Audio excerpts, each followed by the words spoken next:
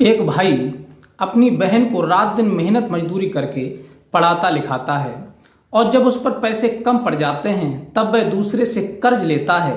यहाँ तक कि उसने अपने रहने का घर भी गिरवी रख दिया और उसके बाद में अपनी बहन को पढ़ाया लिखाया, आईएएस अधिकारी बनाया यानी एसडीएम बनाया और फिर वह शहर ड्यूटी करने के लिए चली जाती है। शहर में जाकर के एक तहसील में सिलेक्ट हो जाती है और उसके बाद जब भाई उनसे मिलने जब उनके ऑफिस जाता है तो वो भाई को पहचानने से इनकार कर देती हैं। और फिर भाई जब देखता है कि हमारी बहन ने हमको पहचानने से इनकार कर दिया है तो वह ऑफिस के बाहर बैठ कर के फूट फूट करके रोता है और फिर वहां से चला जाता है। नमस्कार, प्रणाम, मैं हूँ रितेश कुमार। दरअसल ये घटना उड़ीसा की है। उड़ीसा में एक व्यक्ति जिसका नाम सुरेश होता है वो सब्जी बेचने का कार्य किया करता था और जब सब्जी बेच करके जो भी पैसा उसके पास होता था वो अपना गुजारा उसी पैसे से किया करता था। एक दिन सब्जी बेच करके वह अपने घर के लिए लौट रहा था। उसी वक्त रास्ते में उसे एक लड़की बैठी हुई मिलती है और वो लड़की बहुत ज़्यादा उदास थी, बहुत ज़्यादा परेशान थी। तब सुरेश उस लड़की की तरफ देखते हैं और सोचते हैं कि ये लड़की पता नहीं किस मुसीबत में है, किस परेशानी में है।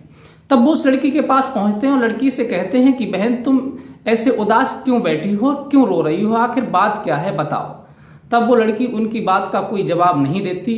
तब वो उस लड़की के पास जाते हैं और कहते हैं कि बहन, मैं तुम्हें भाई के नाते से पूछ रहा हूं कि आखिर तुम यहाँ बैठी क्यों रो रही हो और क्या तुम्हारा नाम है और कहाँ की तुम रहने वाली हो। वो लड़की जब सुनती है कि ये हमसे कह रहा है कि भाई के नाते से पूछ रहा हूं, तब वो लड़की कहती है कि मैं बाहर की रहने वाली हूं और यहाँ पढ़ने के लिए आई थी। मेरी कोचिंग लगी हुई है, यहाँ पर मैं आईएएस अधिकारी बनने के लिए अपनी तैयारियां कर रही हूँ। लेकिन मैं रो तो इसलिए रही हूँ क्योंकि जब मैं अपने कमरे से और कोचिंग सेंटर तक जब पढ़ने के लिए जाती हूँ तो कुछ लड़के मुझे रास्ते में घेरते हैं, मुझे छेड़ते हैं, मुझे परेशान करते हैं, मेरे साथ बदतमीजी करते हैं और मुझे डर ये है कि अगर मैं कमरे पर गई तो हो सकता है कि वो लोग मेरे पीछे पीछे कमरे पर ना पहुंच जाएं और मेरे साथ कोई अनहोनी घटना को अंजाम ना दे दें। ये सुनकर के सुरेश कहता है कि बहन, अब तुम्हें चिंता करने की जरूरत नहीं है, कमरे को छोड़ दो क्योंकि मेरे भी कोई बहन नहीं है और आज के बाद मैं तुम्हें अपनी धर्म की बहन समझूंगा, इसलिए आज तुम मेरे साथ चलो, मेरे घर पर रहो और वहीं रह करके तुम तैयारी करो। वो लड़की उस पर विश्वास कर लेती है सुरेश पर और सुरेश के घर जाकर के रहने लगती है। अच्छी तरह से वो वहां से सुरेश उसे कोचिंग सेंटर तक छोड़ करके आता है और फिर उसके बाद अपनी सब्जी बेचने के लिए चला जाता है, अपने काम पर चला जाता है। इस प्रकार से रोज सुरेश सुबह को खाना बनाता है, कभी कभी उसकी बहन बना लेती है, कभी वो बनाता है और खाना स्वयं अपना टिफिन में पैक करके और अपनी बहन को पैक करके दे देता है। फिर उसे कोचिंग सेंटर छोड़ करके फिर वह अपनी सब्जी बेचने के लिए काम पर मंडी में चला जाता है। धीरे धीरे समय बीतता चला जाता है। एक दिन लड़की ने कहा कि भाई देखो, हमारे पास पैसा नहीं है और हम बहुत परेशान हैं, हमें लगता है कि हम अपनी पढ़ाई पूरी नहीं कर पाएंगे।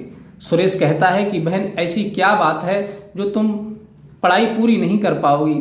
वो लड़की दीक्षा कहती है, जिसका नाम दीक्षा होता है, वो कहती है कि भाई हमारे पास इतना पैसा नहीं है और हम घर जाने में हमें 2-3 दिन का समय लगता है और घर वालों से संपर्क नहीं हो पा रहा है। मेरा फोन पहले खो चुका था, अब मैं इतनी अच्छी स्थिति में नहीं हूं कि मैं अपना फोन खरीद सकूं। सुरेश कहता है कि बहन चिंता मत करो, अगर तुम्हें पैसों की जरूरत है तो पैसे मैं तुम्हें दे देता हूं और फिर तुम निश्चिंत होकर के पढ़ाई करो, ये समझो कि ये हमारा ही घर है।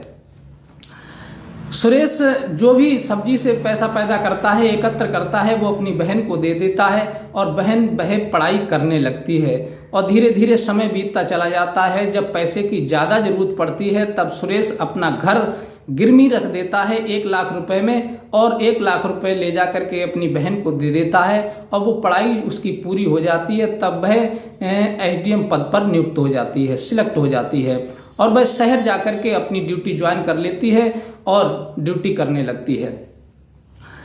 1 साल उसे हो गई शहर में गए हुए, लेकिन उसने लौट करके अपनी भाई की तरफ नहीं देखा। तब उसके सुरेश के जो पड़ोस में रहने वाले लोग होते हैं वो कहते हैं कि सुरेश, एक लड़की तुम्हारे यहाँ रहती थी, वो तुमसे भाई कहती थी, तुम उनसे बहन कहते थे, अब वो कहाँ है? सुरेश कहता है कि वो तो आईएएस अधिकारी बन गई है, वो अपनी ड्यूटी कर रही है। तब लोग कहते हैं कि जब वो ड्यूटी कर रही है तो तुमने अभी तक अपनी बहन के पास जाकर के नहीं देखा, वो तुमसे मिलने भी नहीं आई। सुरेश कहने लगा, देखो वो अधिकारी हैं, उनके पास टाइम कम रहता है, चलो मैं ही मिल करके आता हूं। एक दिन टाइम निकाल करके सुरेश अपनी बहन से मिलने के लिए जब जाता है, ऑफिस में जाकर के बैठ जाता है, तब वो पहचानने से अपने भाई को इनकार कर देती है। सुरेश कहने लगा कि बहन इतनी जल्दी भूल गई तुम हमें? मैं वही सुरेश हूं जिस समय रास्ते से निकल करके एक समय मैं जा रहा था, तुम बैठी हुई रो रही थी, तुम्हें कोई सहारा देने वाला नहीं था, तुम बिलख रही थी, तब मैंने तुम्हें एक भाई बनकर के, पिता बनकर के सहारा दिया, अपने घर ले जा करके रखा, और जो तुम पर पैसे नहीं थे पढ़ाई के लिए तो मैंने तुम्हें पैसे दिए, यहां तक कि अपना घर गिरवी रख दिया और तुम्हें आईएएस अधिकारी बना दिया, और तुम आज मुझे पहचानने से इनकार कर रही हो। यही जमाना है, यही इंसानियत है। तभी तो कहते हैं कि हर इंसान स्वार्थ से डूबा हुआ है। इंसान का स्वार्थ पूरा हो जाए उसके बाद वो पहचानने से इनकार कर देता है, और तुमने भी हमें पहचानने से इनकार कर दिया। दीक्षा कहती है कि मैं तुम्हें नहीं जानती। क्यों? वो दीक्षा इसलिए कह रही थी क्योंकि वो ये सोच रही थी कि मेरा ये भाई है, बहुत ज्यादा गरीब है, मैं आईएएस अधिकारी हूं और सबको पता चलेगा कि ये मेरा भाई इतना गरीब है और इसे किसी ने सब्जी बेचते हुए भी देखा होगा तो मेरी बेइज्जती हो जाएगी, मेरी इंसल्ट हो जाएगी। यह सोच करके वो अपने भाई को पहचानने से इनकार कर रही थी। तब सुरेश को वो कहती है कि ऐसा करो, यहाँ पर अधिकारी लोग आ रहे हैं, बड़े बड़े लोग मुझसे मिलने आ रहे हैं, तुम ऑफिस से निकल करके चले जाओ, तुम मेरे भाई नहीं हो, मैं तुम्हें नहीं जानती।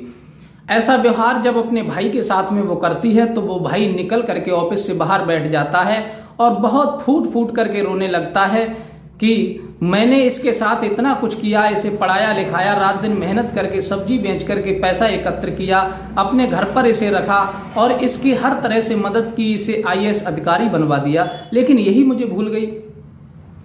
उसके बाद वो वहां से रोता हुआ चला जाता है और 3 दिन हो जाते हैं जब लौट करके सुरेश अपने घर नहीं पहुंचता, क्योंकि सुरेश के पास रहने के लिए घर भी नहीं था। वो अपने चाचा के घर में रह करके गुजारा कर रहा था क्योंकि उसने अपना स्वयं का घर गिरवी रख दिया था। जब 3 दिन सुरेश को घर से गए हुए हो गए तो सुरेश के चचेरे भाई ने विचार किया कि सुरेश 3 दिन हो गए लौट करके नहीं आया, मुझे देखना चाहिए क्या वो अपनी बहन एसडीएम के पास रह रहा है। तब वो जाता है और एसडीएम के ऑफिस में पहुंचता है और कहता है कि तुम्हारे यहाँ सुरेश आया था। वो कहती है कि मैं किसी को नहीं जानती, कौन सुरेश है, कहाँ का रहने वाला है। वो समझ जाता है सुरेश का भाई, जो चचेरा भाई होता है, कि इसका मतलब है कि तुमने उसे पहचानने से इनकार कर दिया। अरे तुम जरा सी शर्म नहीं है तुम्हारी आंखों में? जिस भाई ने तुम्हारे लिए इतना कुछ किया, तुम तो एक अनजान थी उसके लिए, फिर भी उसने तुम्हें बहन का दर्जा दिया और उसने तुम्हें पढ़ाया लिखाया, यहाँ तक कि मेहनत मजदूरी करके रात दिन एक करके पैसा एकत्र करके तुम्हें पढ़ाया, और जब तुम अधिकारी बनी तो उसने अपना घर गिरवी रख दिया 1 लाख रुपए में, और उसके बाद तुम्हें पोस्टिंग ये दिलवाई। तुम ये समझ रही हो कि तुम्हारी पढ़ाई की दम पर तुम्हें ये नौकरी मिल गई है? अगर वो 1 लाख रुपए रिश्वत के तौर पर जमा नहीं करता अपना घर गिरवी रख करके तो तुम कभी भी अधिकारी नहीं बन पाती, कभी भी एसडीएम नहीं बन पाती। इसका मतलब है कि तुमने अपने भाई को मरवा करके फेंक दिया, तुम उसके एहसानों को भूल गई। अगर मेरे भाई को कुछ हो गया तो मैं तुम्हारे ऊपर एफआईआर करूंगा, तुम्हारे ऊपर केस करूंगा, मुकदमा करूंगा और तुम्हें सस्पेंड करवा दूंगा। ये कह करके वो वहां से चला जाता है। फिर एसडीएम को ध्यान होता है कि ये तो मैं बहुत बुरा कर रही हूँ कि जिस भाई ने मुझे रात दिन मेहनत करके पढ़ाया लिखाया, मेरी तो बिरादर का भी नहीं है, जात का भी नहीं है, और उसने मुझे बहन का दर्जा दिया, और बहन का दर्जा देने के बाद उसने अपने घर में रखा, रात दिन मेहनत करके पढ़ाया लिखाया, और फिर उसने घर गिरवी रख करके मुझे एसडीएम बनाया और मैं उस भाई को भूल गई। ये विचार जब उसके दिमाग में आया तो वो बहुत पछता रही थी, ज़्यादा शर्मिंदा हो रही थी। उसके बाद वो 2 दिन की छुट्टी ले करके और फिर वहाँ से अपने भाई को ढूंढने के लिए चली जाती है। तो क्या देखती है कि रास्ते में 2 गुंडे, 2 लड़के उसी के भाई को, सुरेश को पकड़ करके पीट रहे थे, और इधर से उसका जो चचेरा भाई था सुरेश का, वो भी सुरेश को ढूंढने के लिए निकल पड़ता है। उधर से एसडीएम जो दीक्षा होती हैं वो सुरेश के पास पहुंच जाती हैं और उधर से सुरेश के जो चचेरे भाई उसे ढूंढ रहे थे सुरेश को, वो भी उधर पहुंच जाते हैं और वो गुंडे उन्हें देख करके भागने लगते हैं।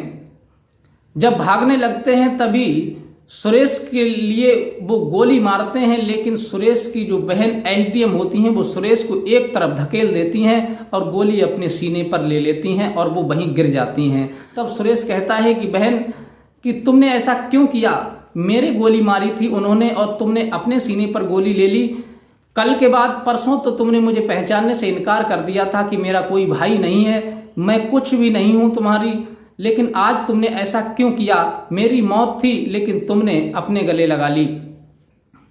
तब सुरेश की बातें सुनकर के वो दीक्षा एसडीएम कहती है कि भाई मुझसे बहुत बड़ी गलती हो गई, मैं अफसोस में हूं कि मैंने तुम्हें आखिर पहचानने से इनकार क्यों कर दिया था, तुम्हारा दिल क्यों दुखाया था, तुमने मेरे लिए बहुत कुछ किया और मैं तुम्हें पहचानने से इनकार कर रही थी, लेकिन भाई मुझे अफसोस है तुम्हारा घर गिरवी रखा हुआ है। तब जमीन पर पड़ी हुई एसडीएम अपने भाई सुरेश से कहती हैं कि भाई अब मेरा अंत समय आ गया है, लेकिन मैं उसी गलती का पश्चाताप कर रही हूँ, उसी गलती का प्रायश्चित कर रही हूँ कि मैंने तुम्हें पहचानने से इनकार कर दिया।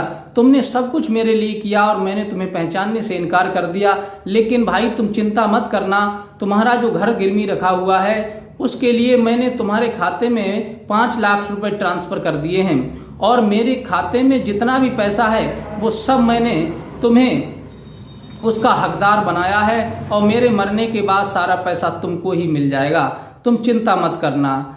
अब भाई जो होता है सुरेश अपनी बहन की कौली भर लेता है और कहता है कि बहन आखिर ऐसी कौन सी तुमको जरूरत पड़ गई कि तुमने मेरे ऊपर गोली चलने वाली अपने ऊपर ले ली और फिर तुमने अपनी मौत को गले लगा लिया। सुरेश अपनी बहन की कौली भर लेता है और बुरी तरह से रोने लगता है, उसके चचेरा जो भाई होता है वो भी रोने लगता है, दोनों लोग बहुत बुरी तरह से रोते हैं और एसडीएम वहीं पर तड़प तड़प करके अपने प्राणों को छोड़ देती हैं। उसके बाद वह अपनी बहन को गोदी में उठा करके घर ले जाता है, वहां अच्छी तरह से उसका अंतिम संस्कार करता है और फिर अपना जीवन पुनः शुरू कर देता है, अपने घर को गिरवी रखा हुआ होता है उसे छुड़ा लेता है। तो साथियों ये कहानी आपको कैसी लगी, इस कहानी से आपको क्या सीख मिली, ये अपनी राय हमें कमेंट में जरूर दे सकते हैं और मिलते हैं इसी प्रकार की कोई सच्ची घटना के साथ। तब तक के लिए आप सभी को मेरा नमस्कार।